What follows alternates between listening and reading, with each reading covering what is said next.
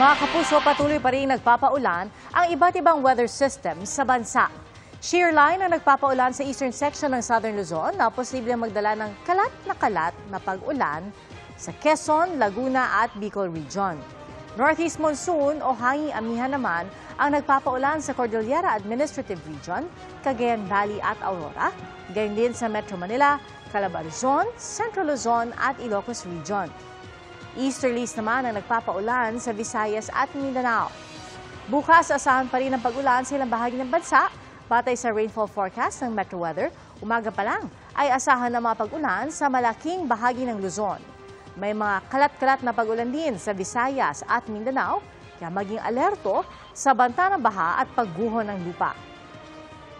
Mababa naman ang tsansa ng ulan sa Metro Manila.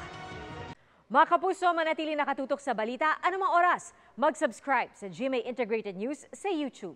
At sa mga kapuso abroad, samahan nyo kami sa GMA Pinoy TV at sa www.gmanews.tv.